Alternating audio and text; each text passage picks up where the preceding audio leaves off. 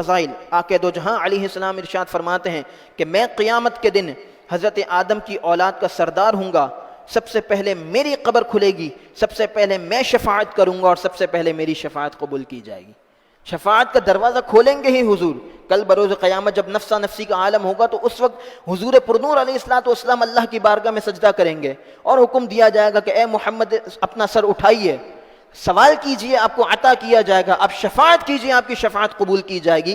اور اسی روایت کو دوسرے الفاظ میں مسلم شریف کتاب الفضائل میں اس طرح بیان کیا گیا کہ سب سے پہلے میری شفاعت قبول کی جائے گی، سب سے پہلے میں شفاعت کروں گا۔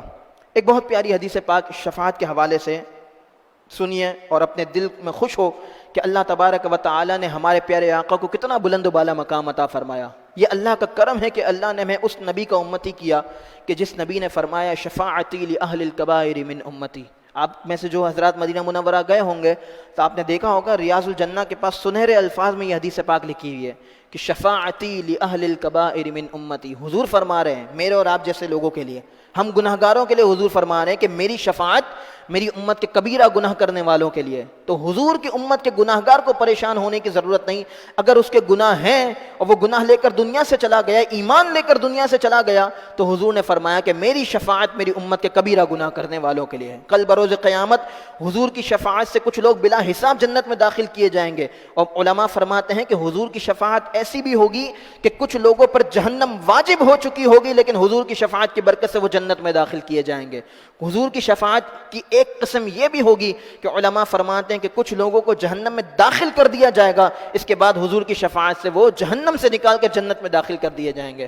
کچھ لوگوں کی شفاعت اس طرح بھی ہوگی کہ ان کے لیے گناہوں کا عذاب ہوگا لیکن حضور کی شفاعت کی برکت سے ان کا عذاب کم کر دیا جائے گا۔ کچھ لوگوں کی شفاعت اس طرح بھی کی جائے گی، علماء فرماتے ہیں کہ انہیں جنت میں جانے کا تو حکم ہو گیا ہوگا لیکن جنت میں ابھی داخلہ ہوا نہیں ہوگا، وہ جنت میں داخلے کے منتظر ہوں گے تو حضور کی شفاعت سے انہیں جلد جنت میں داخل کر دیا جائے گا۔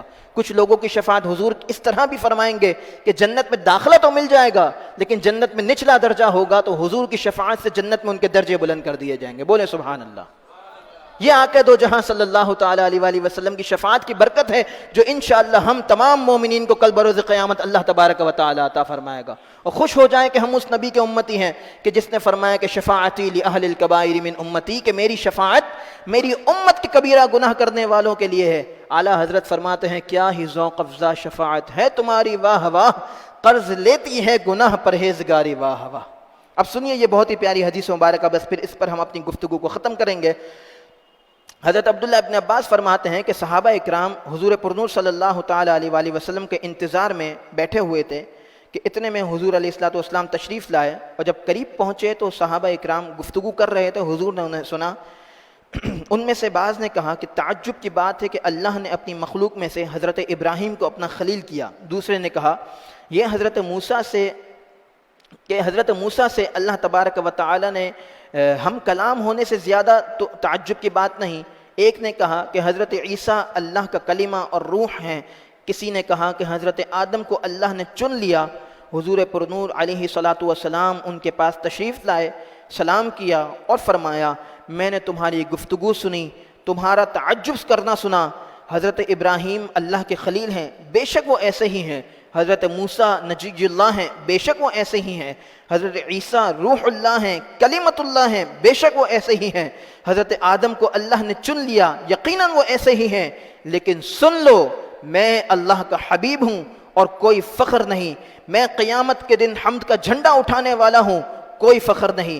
قیامت کے دن سب سے پہلے شفاعت کرنے والا میں ہوں گا، سب سے پہلے جس کی شفاعت قبول کی جائے گی وہ میں ہوں گا، کوئی فخر نہیں۔ سب سے پہلے جنت کا کنڈا کھٹکھٹانے والا بھی میں ہوں گا، اللہ تعالیٰ سب سے پہلے جس کے لیے جنت کھولے گا وہ میں ہوں گا اور مجھے داخل فرمائے گا، اور میرے ساتھ فقیر مومن ہوں گے، کوئی فخر نہیں۔ میں اولین و آخرین میں سب سے زیادہ عزت والا ہوں لیکن کوئی فخر نہیں۔ ترمذی شریف کتاب المناقب میں حدیث پاک یہ موجود ہے کہ آقا دو جہاں صلی اللہ تعالیٰ علیہ وآلہ وسلم نے قیامت تک آنے والے لوگوں کے لیے اعلان کر دیا کہ یاد رکھو کہ تمام انبیاء اکرام کے فضائل اپنی جگہ موجود ہیں، لیکن سب سے زیادہ فضیلت اللہ نے تمام انبیاء میں جس کو عطا فرمائی وہ میرے اور آپ کے آقا دو جہاں علیہ الصلاۃ والسلام ہے، اور کل بروز قیامت بھی حضور کی رحمت سے لوگ حصہ پائیں گے، اور وہ اس طرح کہ سب سے پہلے میرے آقا شفاعت کا دروازہ کھولیں گے، اس کے بعد دیگر انبیاء شفاعت فرمائیں گے، پھر صحابہ شفاعت فرمائیں گے، اہل بیت اطہار شفاعت فرمائیں گے، پھر علماء، حفاظ، حجاج اور نیک لوگ اپنے اپنے لوگوں کی شفاعت فرمائیں گے، اور اس شفاعت کی جو ابتدا ہوگی وہ میرے اور آپ کے آقا صلی اللہ تعالیٰ علیہ وآلہ وسلم کے ہاتھ سے ہوگی۔